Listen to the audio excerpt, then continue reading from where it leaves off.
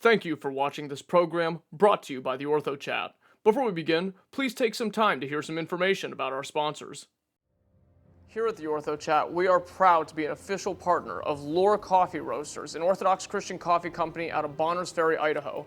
If you visit their website at www.lorecoffeeroasters.com/theorthochat, we will receive 15% of your order. It's an Orthodox Christian coffee company that is organically sourcing a great variety of flavors. I drink it myself and I love coffee. And as a coffee connoisseur, I can tell you it's top notch. So visit their website at www.lorecoffeeroasters.com/theorthochat for 15% of your purchase to be contributed to our project.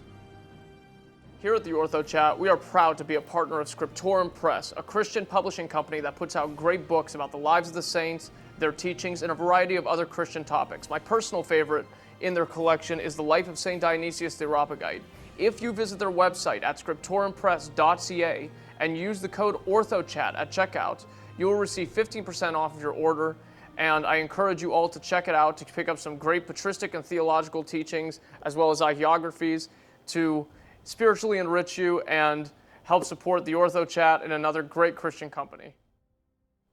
We here at the Orthochat are proud to be a partner of the St. Maximos Society, run by Archimandrite Maximus Waymar and his collective. They put out great videos talking about the spiritual life, theology, and a variety of other Orthodox Christian topics. If you check out the link below this video, you could find their YouTube channel, and it's currently a growing project, and I implore you all to visit their site so that you can help support them and a great cause for the Orthodox Christian Church. Here at the Orthochat, we support the special needs, differently abled, and their families. That's why we are a proud sponsor of TP Splash Guard, a urinary assistance device for those who need some help during bathroom time. All you need to do is remove the holding seal with instructions on the front, open it up, remove the adhesive to attach it to the front of the toilet, and now it's easier in the restroom. If you would like to learn more about this revolutionary device for special needs and differently abled people, visit tpsplash.com. That's tpsplash.com to learn more and inquire about making a purchase. All discussions and statements that are applied in the Orthochat Theology and its episodes are supervised and or approved by the contributing parties as ranking clergy and or tonsure monastics in the Holy Eastern Orthodox Church, but may not be the direct views of the respective jurisdictions or associated hierarchs, and all conjecture or theoretical teachings, as well as any theology knowingly not taught by the catechisms and dogma of the Orthodox Church, will be identified as such.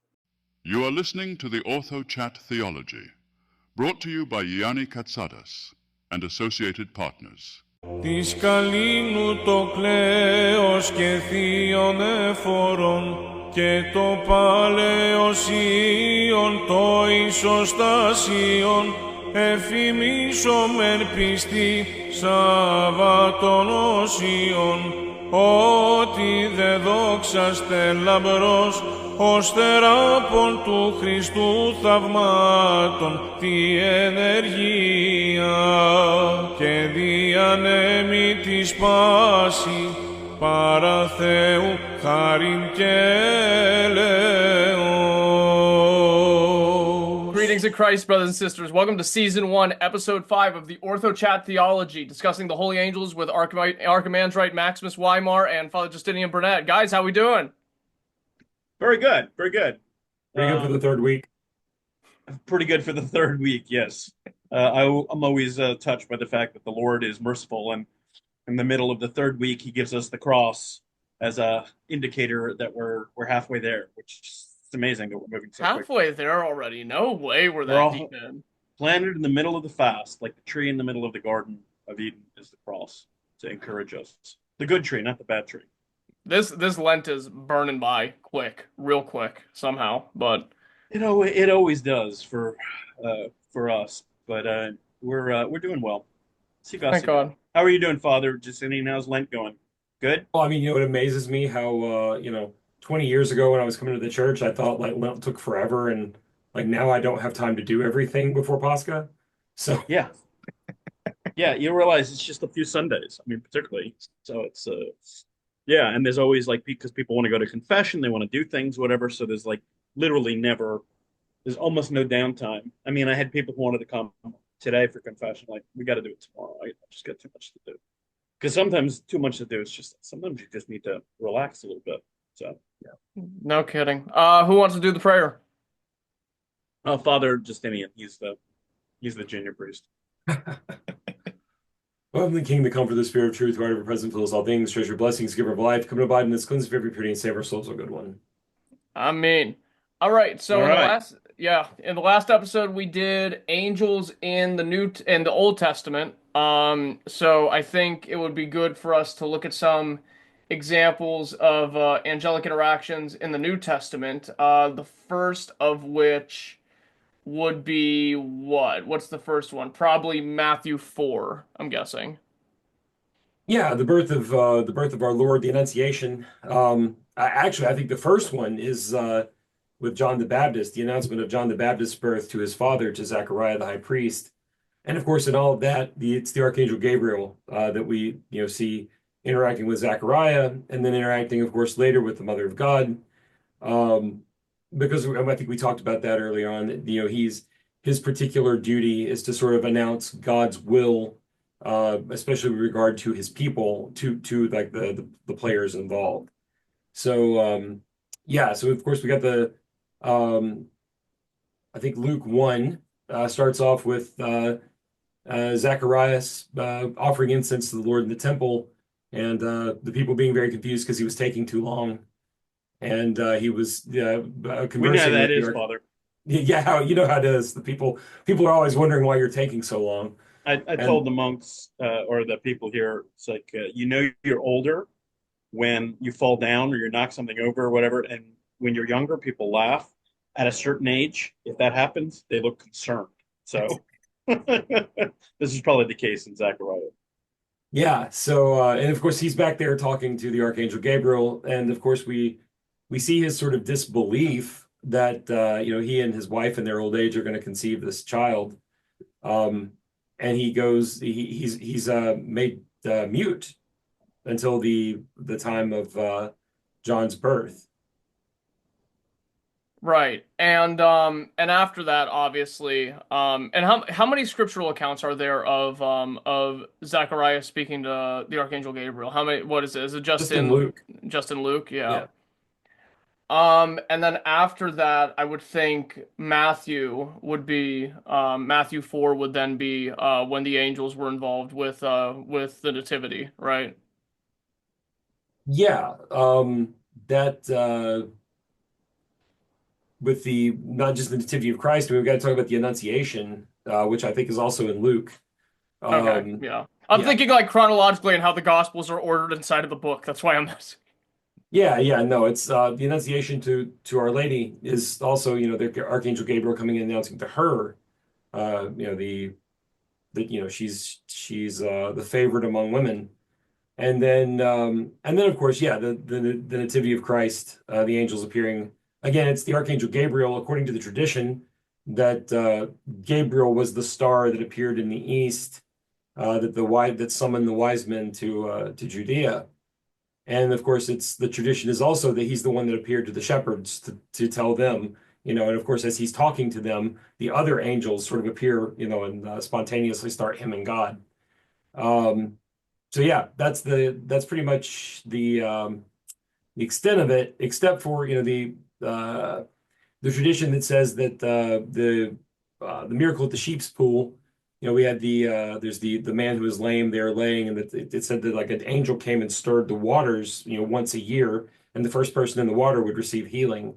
And this man was unable; didn't have anybody to carry him down to the pool, so Christ came and healed him himself.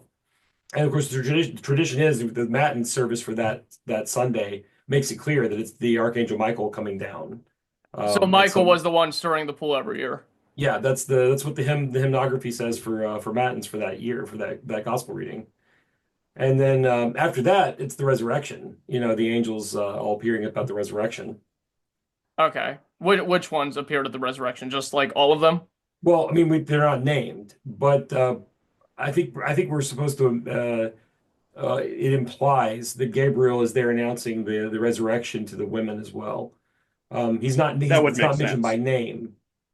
Right. But the angels tend to have like specific ministries or specific functions. And Right. that sounds like Gabriel's the herald of God. He's the announcer. So that would make sense. And that's really it for the life of Cristo. I don't think is there anything, is there any like church tradition that like kind of dips into anything else during his life here on earth Well, that we know about? Or we know that I mean, I just did a go for it. just did a quick check on my Kindle of there's about 50 or so references to angels in the four gospels. So they're all over the place. The father indicated the more significant, the more powerful ones, but it talks about them ministering to the Lord. They're used in parables. So there's a very significant 50 in a relatively short. I mean, the gospels are not long. That's a lot. They're around every corner in the gospel. Yeah, I mean, like the casual mentions, like you said, of like them, like where it says like, that angels went and ministered to him, most significantly after his trial in the wilderness, the temptation of Christ in the wilderness, and then of course in the Garden of Gethsemane on the eve of his crucifixion. There, it's And of course, angels appear to Joseph in dreams. There's several references to that, like 5 or 6 actually. And then when the Lord is tempted by the devil, the angels came and ministered unto him. Then he uses the example of the parable, and the reapers are the angels. oh, I didn't know It that. goes. Yeah, it says. Let's see. This is in Matthew 13:37. And it said, he answered and said, he that soweth is the good seed, so it's the parable of the sower. And then the reference is the enemy that sowed them is the devil, the harvest is the end of the world, and the reapers are the angels.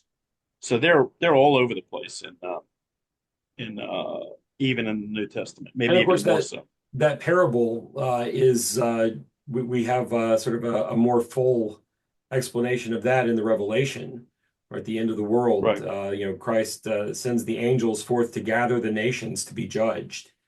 And we talked about that on the Sunday of the Last Judgment, which was just a few weeks ago. The But that we get that much more in much more detail, talking about like that they're sent forth to gather the nations of men and then bring them before the throne to be judged, and then the river of fire proceeding from the throne and all that stuff that we talked about in that service. I really Yeah, and want, talking about yeah. the various New Testament books, Father points out rightly. Actually, the Revelation has just itself probably as many references to angels as the rest of the New Testament combined. I'm just doing a very quick, dirty count. It's at least 60 references in the course of the book of Revelation, book of the Apocalypse. Yeah. Um, Yeah, well, of course, most of the action there takes place in heaven around God, so you would assume, yeah, that's their neighborhood. That's where they tend to hang out logically. I really wanted to do stuff on angels and the Book of Revelation, but I feel like we'll end up doing just a dedicated Revelation series eventually anyway. So I wanted to kind of save the candy that's in there for later. So, Right. well, Yeah. yeah, Angels, this is an interesting concept because it's like their function is both very specific and also very general. Like Father points out that they're God's messengers, and sometimes the message or the action varies depending on what the situation is. But they're always that's one thing that the Alexander Golitsyn, Bishop Alexander of Toledo, points out in his book on Saint Dionysius, is that the angels are present for all the important activity. Everything in the Old and New Testament, the angels are present for, which is, I think, important. And I think we discussed previously the fact that the angels sort of get short shrift in a lot of ways. We sort of ignore them, but that kind of also sort of makes sense because they're not arrogant, they're not egotistical, they're servants. And that's why I think they're very good examples for us because they don't ever, even though whenever they appear, they shock people. They really don't draw attention to themselves, which shows their opposite from the fallen angels, which are very egotistical and sinful. and very dramatic and love theatrics. They do, like so many of us. Yeah, and of course, I think one of the other significant references to sort of this the great archangel, the seraphim, is in Jude, the Epistle of Jude, where he discusses very early on in the first chapter that the devil came to claim the relics of the patriarch Moses, the prophet Moses. Um, I think the tradition is so that he could, the Jews would start worshiping Moses, um, and that God sends Michael to contend with Satan over the relics, and and of course he makes reference to the fact that Michael triumphs not by disputing against Satan himself, not by directly even engaging him, but just by saying, "The Lord rebuke thee." Hmm. So Pretty powerful. so Moses's relics were transcended by Michael.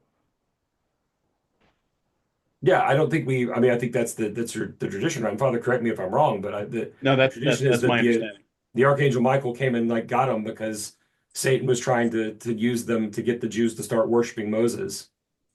How cool is that? Which was probably ultimately in some sense successful, but not at that period of time. Probably would have been more successful if you'd had his body, though. That very Yeah. much, very much. The reference also interestingly in Jude 1:6, and the angels which kept not their own first estate, but left their own habitation, he hath reserved in everlasting chains under darkness unto the judgment of the great day. So I think that's significant. The demons are not really free to do whatever they want to do, because if they did, we wouldn't be able to function. We Right. wouldn't be able to do anything. They're still under chains, and those chains, I mean, are probably also significant in fact of their passions, which the fathers often talk about the passions as being chains. Right. And what are there any maybe just off the top of your head references in scripture or traditions from the fathers about angelic interactions with maybe the apostles, like somewhere in Acts or anything that Paul might bring up in the epistles? Oh, there's tons of angelic interactions in Acts. They spring Peter out of prison. Um, the it's and of course the angel that comes in and to St. Paul that tells him about when they're shipwrecked before they're shipwrecked on Malta, he's praying on the ship, and the angel comes and tells him that that God has said that all the people on the ship will be saved, and then the ship is wrecked on the rocks off the shore of Malta, and the captain orders all the prisoners on board to get out and jump in and swim to shore, and sure enough, when they get to shore, all the people are there. Hmm, that's pretty sweet. Yeah, I don't know. You got It is anything that you could? it is pretty sweet. Um, I'm looking just at the apostles. This looks like there's 20 some odd references. Father points out, I guess, most the famous one where the angels spring. That it says the angel of the Lord by night opened the prison doors, um, and then the several cases where they're speaking to the apostles. So in addition to their actual physical activity or doing things on earth, they're often one gets the impression they're ministering to and encouraging the apostles by speech and other activity. Um, I was gonna say, I don't know. I mean, this isn't necessarily scriptural, but I think and we're definitely not gonna get everything that exists in this, and we'll also like get to more of it when we get to the specific archangels. But as far as pre-Nicene, during, around the time of Nicaea and post-Nicene fathers, what angelic interactions can you guys maybe think of that like kind of stick with you? For me, the most famous one is well, there's two like that stick out to me that are like super famous in the history of the church. One of them has its own feast day, and that's the feast of the Archangel Michael at Conai, where he literally saves the church by uh, the pagans are like going to bust a dam to like wash the church away, and he comes and splits the earth to cause the waters to like fall into it and not destroy this church. Hmm. Which is like there's a whole feast day dedicated to that, so it was a pretty big deal. And of course the other one is man, I wish I had looked up which day in the Synaxarion because it's awesome to read that story. But there's a in the Synaxarion, there's a day that commemorates when the Archangel Gabriel taught one of the monks on Mount Athos the correct way to sing the Axion Estine for Our Lady. And it's a great story. Like the this monk is in a cell, like it's a hermitage, and he's like singing Vespers, I think. And he gets this other monk comes in, this like strange monk that he doesn't know, and comes up to the chanter stand and is like singing along with him. And they get to the Axion Estine, and he says, "Brother, where I'm from, we sing it this way." And he like Right, teaches right. him the way that we do it. And then the monk says, "Well, can you write that down for me? We need to have that." He grabs one of the tiles off the wall and writes it with his finger. And the moment that he does that, like it's like the tile starts to melt like wax under his finger. And it's revealed to the monk that it's the Archangel Gabriel, who then promptly disappears. Which sort of upends our notion of them not being dramatic. So I guess occasionally they might be a little theatrical if it serves the point, because that's a great story. It's fantastic. It's fantastic. I love it. You Every remember year when comes that up. is? That's in the Synaxarion. I remember it. Yeah, it's in the next It's area. relatively recent. It's like Was within the it past was it month. recently? Look, I think this, I've so. been, I think so. this stuff I read it every year, so it's like it always muddles up to me like where exactly it is. Um, I'm really good with like remembering content, but like specific citations, not so great. I'm not really good at either anymore. So, you know, I'm good at the gist. The gist of things. But before we do this again, I'm gonna either get our resident researcher or I'm going to get or I'm gonna do it myself. I gotta write down angelic happenings and lives of the saints and maybe condense Oh, them. that's quite a That's like that's three quite an episodes on its undertaking. own. Yeah. Yeah. We'll do that and we'll try to squeeze those into the Archangel episodes, and then after that we'll do like a last one where we just go through whatever we missed. But no, we got a long I told you guys we have a long time to hang out together. Um so yeah, as far as scripture itself is concerned, I think we pretty much got everything except for Revelation, which we'll decide what to do with that later, but um we're supposed to move on to angelic free will and sin. Um, and I guess, the first question with that would be, do angels sin? And, beyond like the short answer of that, and then have any of them sinned since the fall? Since their fall Yeah. or our fall? Well, theirs. Well, I guess both, Yeah. technically. Your father, you want to start with that? And I have some Yeah, ideas. no, I think I think we touched on this one of the previous episodes a little bit, but like more specifically, I guess the fathers are pretty clear that there's like only ever been one fall of the angels. That it's sort of absurd to think that they could continually fall. That being beings of pure nous who have like intellectually apprehended as much as is possible God, and having made that choice, it's sort of inconceivable that like they would continuously be faced with that choice. It's sort of that would like the fathers talk about the metastasis of the will, the fixity, the stability of the will, and the of course for us, the part of our salvation is like achieving that. And of course, there are many saints that we talk about, most especially the Mother of God, who have achieved that in the flesh. And so the Mother of God, the tradition is that at the moment of the Annunciation, where she says yes, her will becomes sort of fixed in the will of God, so she's no longer even capable of willing sin. And so the same is true of the angels, having made the choice, and because they're not, they experience time, I think we talked about differently than we do. Like there's no reason, like the idea of them like continuously like refacing that choice is kind of absurd. Um Well, I so of think course, go yeah, ahead. go One ahead. of the things I think St. Maximus points out, a good chunk of his work is the choice between good and evil is not a real choice. It's a false choice. The devil's been very, very good at convincing us that that's what free will is. It's choosing between good and evil. Whereas a truly free will, that's not a free will. That's an impaired will, because to consider those alternatives as part of your deliberative process is actually not free. It's a passionate will, it's an impaired will.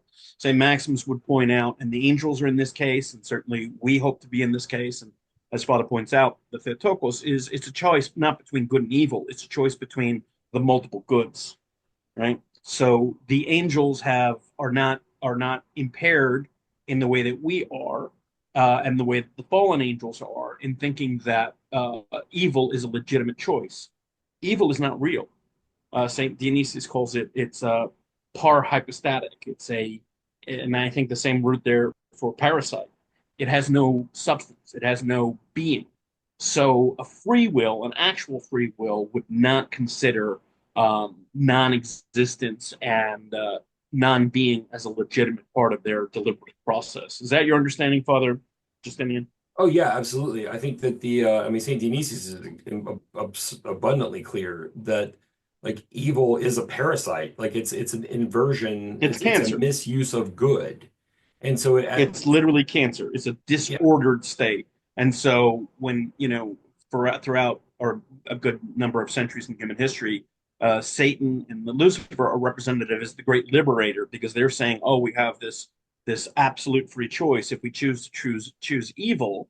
But what sane person, when given a choice between health and illness, would say, well, illness is a legitimate choice? No, it's a choice, but it's not a legitimate choice. Cancer is not a legitimate choice for somebody who desires life.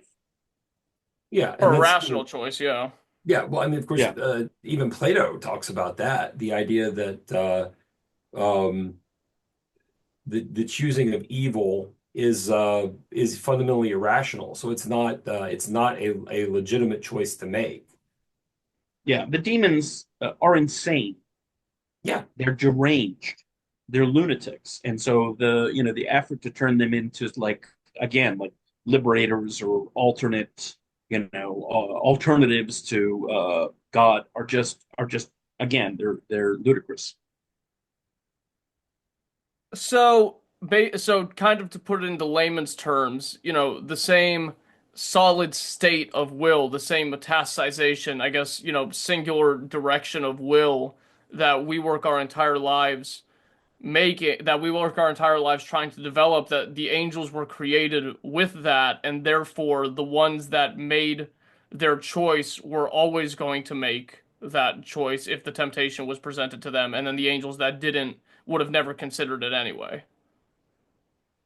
I don't know that we can go that far. I think that they certainly Yeah, I considered don't it. think I would say that. Okay, Yeah, I think sorry. they certainly considered it. I think that's part of what Father's talking about in that deliberative process. Like that's part of making a choice between good and evil, is having that sort of deliberation. And the angels certainly deliberate on that. And of course, we realize that a third of them made the wrong choice, but Right. two-thirds of them chose correctly. And in so doing, they actualized their commitment, and they actually their created free will became actualized and actually free. Whereas the understanding that, like we said before, that evil would be part of the free will process. I mean, the same situation with Adam and Eve in the garden. They the garden is a very good representation of the multiple goods. I think Saint Maximus talks about that. The Lord said you can eat of any tree in the garden, fruit of any tree in the garden, any plant. All of this represents all the possibilities, the good potentialities. Except just don't eat that one, and that's what we did, and that had that negative process, and that, according to, depending on who you ask, that's when the notion of the the gnomic will or the deliberative will entered into man. Although there's a lot of different opinion or several opinions about what exactly that is. Right. And, just kind of relating to this, but it also like kind of broad strokes, I guess how it's experienced by those who have reposed and are now in paradise, or by God Himself. But I've seen plenty of people debating what this actually looks like. But how does time work in heaven, and how do the angels experience it? Well, there is no time. Well, they Uh, experience it differently. I mean, as Yeah, I mean, well, time. I think we have sort of we have to be very careful about that, because like time is something that applies to creation, to created Time is a being. creature. Yeah, time itself is a creature. It's a Right. creation. So creation, it's a creation that other creations participate in. Now, I mean, like the only way to sort of to think about this is like the way that we experience time is obviously different than the way that trees experience time, right? They're a different order of being, and like time for them, we don't really understand. I mean, I have no idea how trees experience time, but they certainly longer live than humans for the most part, and they grow slower. They have like different capabilities. The angels are as different from us in many ways as we are from trees, and they experience time in a sort of they have a different relationship to it. Now, obviously, they're created, so they had a beginning point, the way that we have a beginning point, that where other creation has a beginning point. But God is beyond being, and so therefore beyond time. For God, there is no before or after. Like that's a sort of a nonsense uh, set of conditions to think about with God, with relation to God. So we have to be clear that like even though the angels are around God and in heaven, which is in some sense timeless because that's where God is, um, the the lower heavens are still like a creation because we talk about God creating the heavens and the earth. So, and of course, we know that talking about Revelation, which I know you want to save for later, but the end of Revelation talks about the sort of the coming down of the great heavenly city, the heavenly Jerusalem to the new earth, and so there not being that separation between that anymore, where God just sort of directly dwells with men. So so obviously there's an endpoint to some of that too. But again, it's not it's from our perspective, because we're like sort of minute blips living in this like sort of unidirectional way in a timeline. And at best, what does St. David say in the Psalms? 70 and 10 years and fourscore if he's in good health, and after that it's toil and travail. It may That's all we start got. earlier. That for some of us it's considerably earlier. Yeah, I think it's like two score and 18. Because we're still coming back. Sounds about right. No, but for us, it's that's a tiny blip in like the timeline of human history. But but for us, it feels like that's a long time because that's all we got. But for them, like that, the amount of time that they've got starts before us, and then runs coterminous with us to the end. I think in Greek, I think there's a distinction between chronos, which is like earthly chronological, so we get the chronological time, which is very sort of indicates like a succession, a very sort of predictable succession. And then kairos, I'm not sure, which is a sort of an angelic time, because again, angels are beings; they're not beyond being, and so consequently, they do have some sense of succession in time, but it's not like Father said. It's not like we experience it. It's like they're able to like I think view like huge portions of reality at once without they're not sitting. I mean, this is something that we can only speculate. Gabriel, the archangel Gabriel, obviously did the things we talked about in the Bible. He's still around. What is he doing now, like at this very minute? And I think that's on one level a reasonable question, but I think on another level it's sort of unreasonable because they're not interacting with reality in the same way that we do. And I think Father points out rightly, like trees are interacting with reality in a different way. Animals, like I have cats, their time is relatively short.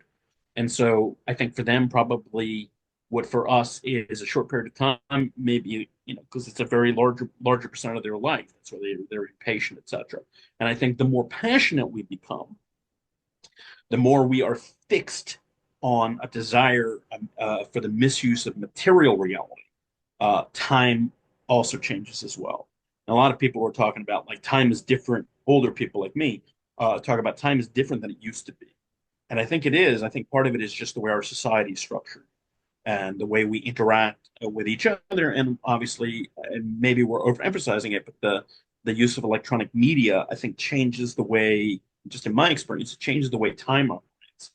It seems like 30, 40, 50 years ago, 40 years ago, I could say 50, I was a little baby or a young kid. 40 years ago, time was different. How we interacted with it psychologically was very different. So I think that what How do Father you mean? says, What was yeah. it like back then?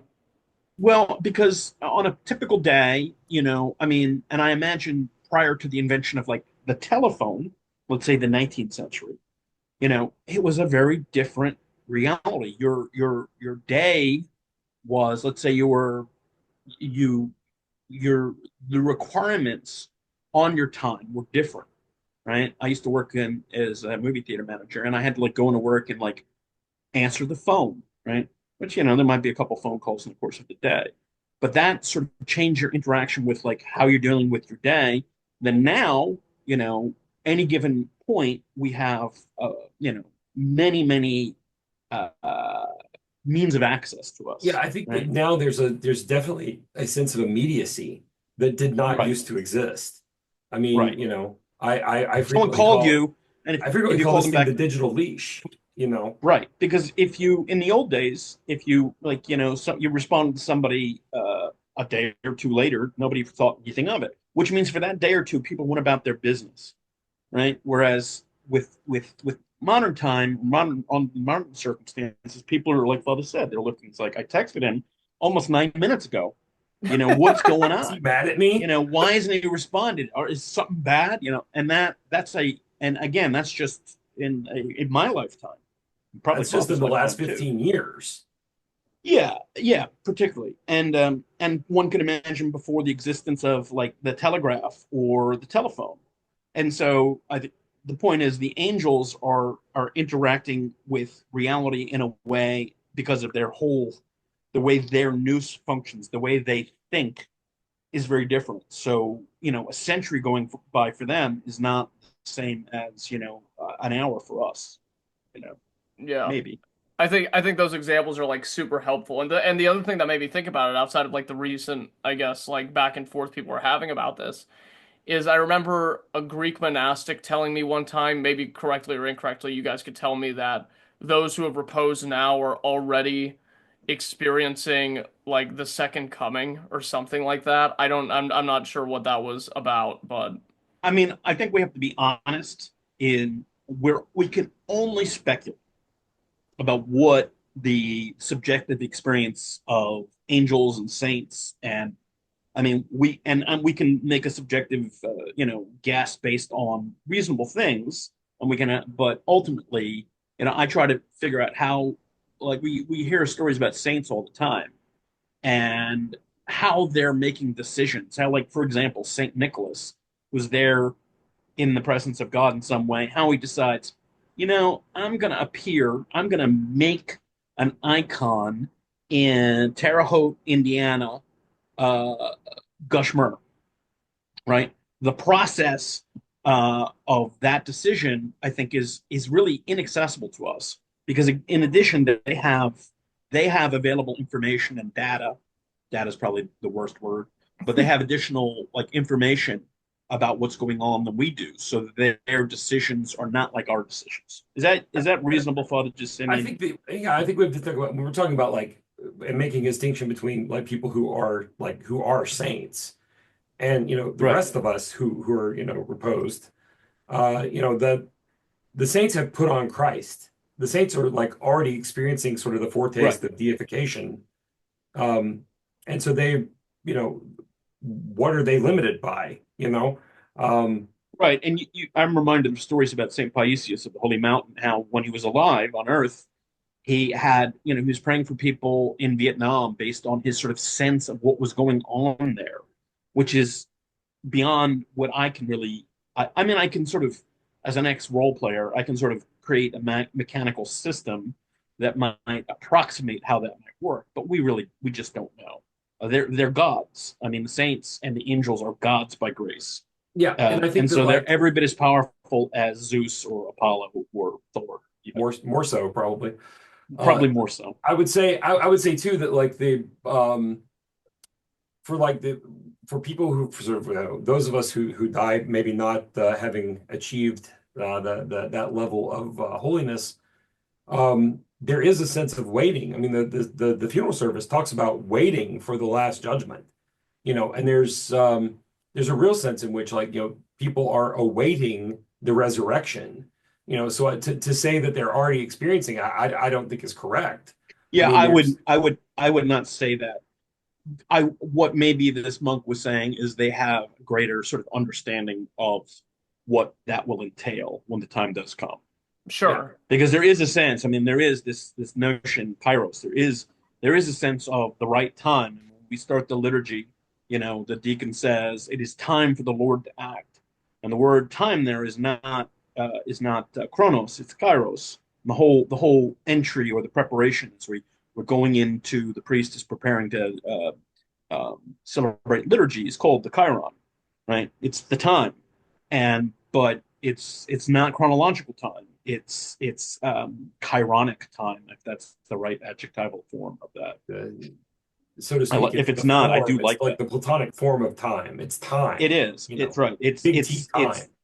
It's time as the matrix of activity where action happens, but it is not time in that purely sort of temporal succession. It's not just 9 a.m. It's not just 9 a.m. Although, ideally that's when we start. But as we know, as Orthodox, we know 9 a.m. can be any time from like 9:15 to 9:35. Well, that's 2 p.m. to my Hellenic relatives. So right. Yeah. Because people even talk about, I mean, it's a joke, but I think there might be some truth. It's like, well, this is Orthodox time, which is not really lined up precisely with chronological time. Which actually, I think, kind of proves everything we're saying here, because, the time we think things are going to happen by our standards, and then by the time they actually happen, that's obviously when God intended them to happen, so. Right, and without getting too deep into it, chronological time is sort of, it's correlating events with something else, right? The click of a clock, now I think it's officially a second is a certain number of vibrations of a cesium atom, which is just purely human. It's just idea. a measurement from event to event. It's a relative measurement so that we can we can operate in this world. But and this is where Einstein talks about like space-time, which is interesting because right now we're all four of us are in particular places, right? Other people and other things have been in these places, right? For thousands of years. There may have been a house where we are right now, where somebody lived, whatever, and so time is convenient in that it says, okay, this is a different reality ultimately. So, like, when people maybe a different manifestation of the one reality, I should say. Right. And when people talk about, is time a human machination or is it transcendent? The answer is both, just depending which one you're talking about. Right. Something's going on, right? Something is going on. Obviously, we're sitting here and, a couple hundred years ago, there was, Native Americans, living here. So something has happened between then. Time, as we do it, is a human measurement of something that we really don't fully understand. Okay, that makes sense. Yeah, and I think sort of pull it back to the fathers a minute, talking about like the idea of sin and free will and angels. I mean, St. John of Damascus talks about this in book 2, chapter 4 of the Exact Exposition. He talks about how the angels are not like Father said a minute ago. They don't know the future. They may see like larger swaths of time as we know it than we do. But even so, like when they prophesy, when they're giving they're giving information to human beings, this is St. John is very clear that this is something that's been revealed to them from God, and they are to reveal it to humans. So it's not as if they're telling us something that they know independently of God. Like all the things that they know of the future come to them communicated down through the hierarchy that we talked about before, from God. So he actually in that same chapter makes a distinction between like that and like demons who trick people into thinking that they know the future by making educated guesses because they have larger, sort of longer life experience than we do. They can make guesses about things that are going to happen that sometimes do come to pass. or that they, tell somebody something's going to happen and they try to work to make that happen. But it's not the same as like angels delivering things, prophecies to man, and the angels still are prophesying themselves because they're communicating something that came to them from above. Yeah, and that's also true. Also, Saint Athanasius talks about the fact that the demons are aware of things because of their ability to transcend distance. And so he points out the fact that if somebody's whispering in your ear and their prophecies are all negative, murders, wars, etc., it's because they're aware of those things, and maybe even or in part controlling them or influencing them. They're passionately communicating to somebody to murder somebody, and then they run to someone else and say such and such is going to be murdered, and then people believe it's prophecy. But what you said, Father, is more correct, or not more correct. It's a different thing. The good things, the more significant things, are communicated to the angels by God, and so the demons are not really aware. They don't have access. They're not in that network of communication anymore since they broke communion with the rest of the hierarchy. That's my understanding. Something that makes me kind of think of, because like when I'm talking to people about, I guess, how temptation works, like I really like, you guys ever watch Emperor's New Groove? You ever watch that Disney movie? I am unfamiliar. I've heard of it. It's It's well, the emperor's. It's what a retelling of the emperor has no clothes. yeah, and it's the Yeah, one yeah. with Cusco. He like turns into a llama, whatever. So, but there's this one scene where the bad guy's like bodyguard, whatever. He's like trying to figure out what to do with the main character, and there's an angel and a demon on either shoulder. And I always thought that was like such like, I mean, it's like that's everywhere, but it's like it's such like, I always tell people it's an appropriate analogy for how it works. But I guess what I would There, want. Well, that I that encountered analogy that is actual actually in early image. Christian literature. Yeah, Exactly. That's what I recently encountered that. Yeah, it's actually in What like the is it? Shepherd of Hermas and in the That's Epistle of exactly right. Barnabas. Right. Yeah. I grew up with Walt Disney stuff, sadly, but it's like so. Well, But we're not from the first century either. I know we're older than you, but yeah. But go continue with your idea. so I guess what I would ask in that case is like, if you have, so Christ lives in us, through the grace of the Holy Spirit, through our being noetically deified through theosis. We have Christos living in us and guiding our will. And obviously, like, we always talk about how the demons are tempting us, and there's Satan trying to draw us off the path. But I guess what I would ask is that what role do angels have in like recorrecting our course? Like, is it just Christ? Is it just the saints talking to us in the Panagia, or is it also the angels themselves that are like kind of counter signaling demonic temptation to us, like maybe subliminally? Well, the fathers teach. I mean, and it's a tradition. It's not something that we as a theory. Is that everyone has an angel, a guardian angel assigned to them very specifically. And that angel, yes, if we are making an effort to listen, if we make an effort to fight our passions, we can hear the voice of the angel, which is, oftentimes fathers will, connect it to our conscience, but they should be in perfect accord. And so, yes, the angels, or at least a very specifically an angel, is there. He is on our shoulder. Now, do we have a specific demon assigned to us? I don't think the church teaches that. That's sort of the implication, I think, of the Shepherd of Hermas. But who knows? I mean, some of these things we don't know. And the church has generally had a policy of not really focusing on the infernal aspects of things, because we see that people become overly fascinated. And sad to say, if people knew they had a particular demon associated with them, who knows what they would do. Oh, they would definitely try to talk That's to it. They would Yeah. definitely try to talk. Yeah. But again, hell is all about chaos and disorder, right? Whereas heaven is about order and positive interaction. So it makes more sense, because if who's going to assign this demon to a particular person?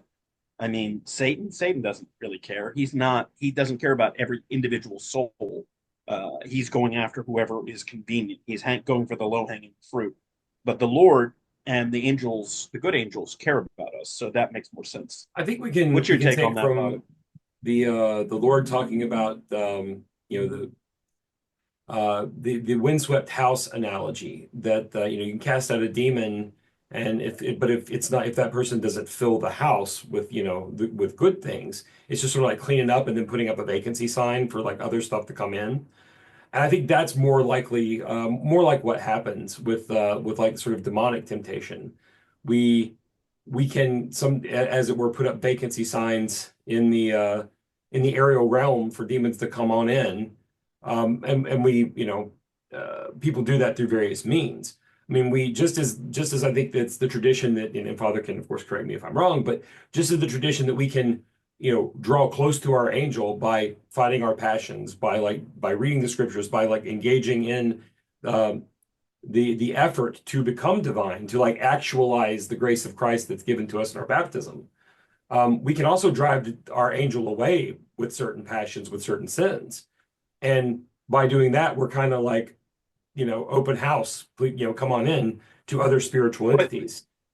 my understanding is they never really give up on us, but we can, by our focus, our passionate focus on evil, we can essentially drown out the voice of the angels by our own sort of behavior. They're there, they care, but the distance becomes great because we're not listening. It's like anything. If your friend is trying to talk to you and you're listening to something else, you really can't. They can be yelling, you can't hear if you're focusing on something else. That's why I think it's really important for us to understand one of the elements of the notion of prayer. I think when we talk about prayer, we think of liturgical prayer or personal prayer. But the fathers, particularly Evagrius, even though he's got his issues, his definition, which is included in the Philokalia of prayer, is the ascent of the nous to God. And if we keep our intention and our focus on God, then we can hear the angels, then we can hear the saints.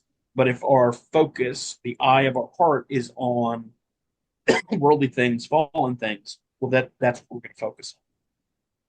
That's what we're going to hear. So this might come off as like a bad question. But because I when I'm reading the small compline, there's a portion of it when you get to the prayer to your guardian angel that talks about um don't depart from me. What is, I guess, the threshold like from when an angel would leave someone? And obviously like the return of them would I guess imply repentance in the sacramental life, but what is the point where an angel would just leave you until you straighten yourself out? Like what's the thing there? Yeah, my take on that is that they don't leave. Uh, and I think the danger of thinking in that way is, I mean, you see a lot of this. I mean, people lose heart and they think God has abandoned them, and the angels don't abandon us. And I think that is, in that prayer particularly, it's like begging, the angel to draw closer. But again, that's a sense of it's we have the ability to draw closer to the angel, right? I mean, and Yeah. again, I mean, we notion, also have prayers that talk about, asking the Mother of God not to forsake us, and there's like no possibility that she would ever And we do also that. right, say Kyrie eleison, and God will never not be merciful, in whatever. right, Yeah. right. So it's more for our education, but I think we have to. Again, this is symbolic when we talk about distance. I mean, distance is a symbol. I mean, the angels again, they how we know they appear to people in particular ways, but distance again is more symbolic than it is physical. We people say, well, God is departed from it. Well, how can God's everywhere? He's everywhere present, full of all things. So the issue is not so much his movement, but our movement towards him. I mean, guys, unless there's anything else you could think of, I think this is a good place to maybe put the cap on it. What do you think? Yeah, I think it's pretty good natural Do we supernatural plot. cover the subjects we wanted to? Yeah, we got through that. Next one we'll do is the archangels and their roles. Well, I don't know. I mean, the next one, like we could do archangels and their roles, or we could do angelic. Actually, yeah, no, I like the order. I think this looks good. So yeah, we'll do that, and then which one of my best friends wants to do the ending prayer, and then we'll do announcements. Father, please. The prayers, Holy Master, O Lord Jesus Christ, our God, have mercy on us. Amen. Man, I gotta learn how to do. I gotta learn how to do it like you guys do it. I like that style. Um, You huh? mean this? Oh no, no, no. I saw a priest. I was You talking gotta about learn that too. the hymn style, but yeah, that too. Eventually, maybe Oh, one day. Yeah. So, anyway, guys, if you check out the description down below, oh yeah, so I know I said early on that this was gonna be like maybe a 10-part season. This is evolved into like a 12 or a 13, so I'm just gonna stop putting a name on when this is gonna end, but we're having a great time, so we don't just mind putting rename it. Just some dudes talking about angels and other stuff. this. Primarily other stuff. Yeah. Angel adjacent topics. Right. Angels and more. Topics Yeah. vaguely connected with angels, which is actually quite legitimate because the angels, again, they're everywhere. Yeah. They're involved in everything. So it's sort of hard, again, it's sort of hard to focus on them, without sort of seeing their relationship to other things. Yeah, the connections, but yeah. Anyway, so we're gonna be here for a while doing this, and it's nice. And if you want to support Yet on This project, the same Maximos Society, they're putting out great stuff. They're gonna have clips releasing soon, so check out their YouTube channel. It's gonna be linked down below.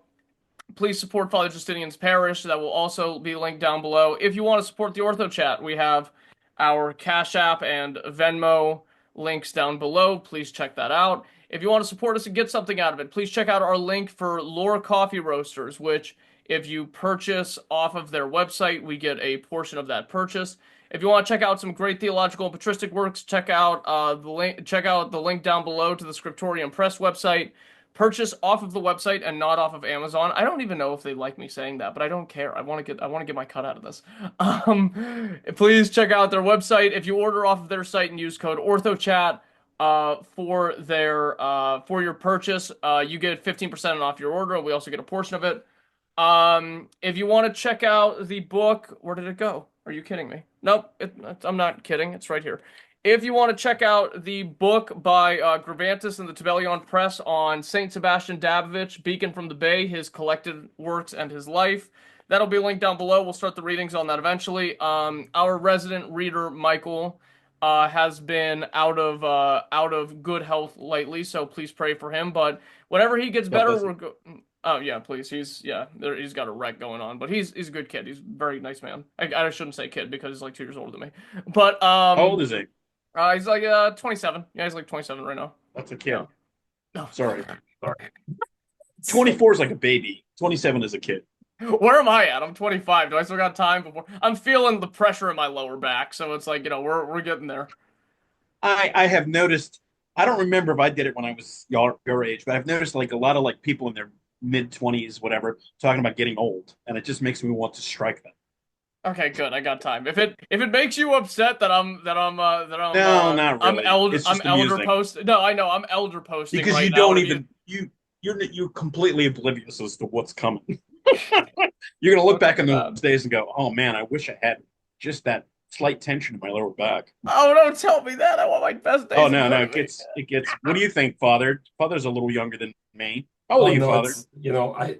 I think that the Lord left this world at 33, and after that, for the rest of us, it's pretty bad.